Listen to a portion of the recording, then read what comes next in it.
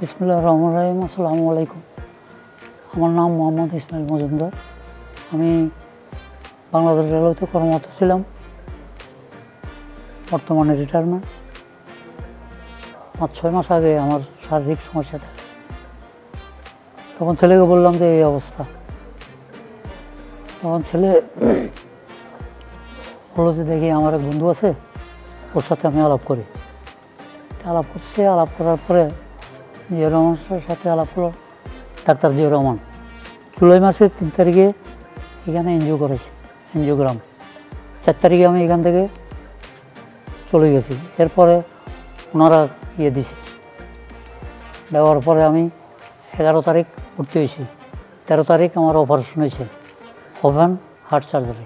তো আজকে মনে করেন 13 তারিখ গেছে, 14, 15, 16, 17, 18, 19, আজকে 9 দিন। 9 দিন ইনশাল্লাহ আমি মোটামুটি এই সুস্থ আছি। বাকিটা আমি সামনে বাকিটা আমি করতে পারি। জিয়া রহমান সাহেব, আরেকজন ডাক্তার আছে সুমন সিকদার সাহেব, মানে সিনিয়রের ভিতরে জিয়া রহমান সাহেব আর উনি, এই 2 জন। আর জুনিয়রের ভিতরে আছে এই যে ম্যাডাম বসা আছে, তারপরে ও নাম তো আমি জানি না, আছে অনেকজন। প্রতিটা মুহূর্তে আপনার খোঁজখবর নিতেছে, প্রতিটা মুহূর্তে আপনাকে ডাকতেছে, আপনার কোনো অসুবিধা হচ্ছে কিনা বা আপনার কিছু লাগতেছে কিনা। এখানে আরেকটা জিনিস হলো, অন্যান্য হাসপাতালে যেরকমভাবে বাইরের লোকেরা গ্যাদারিং করে, এখানে ওই গ্যাদারিং বলতে কিছু নাই। আমি 2-3 দিনে আমার ছেলের সাথে কথা বলছি, তো ওনাদের মাধ্যমে আমার ছেলেদেরকে খবর পাঠাইছি, কাপড় চোপড় পাঠাইছি।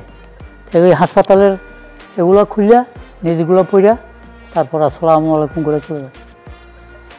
আর একটা কথা, সবাই আমার জন্য দোয়া করিয়েন। আমি তো আজকে রিলিজে চলে যাচ্ছি, বাইরে আমার ছেলে অপেক্ষা করতেছে।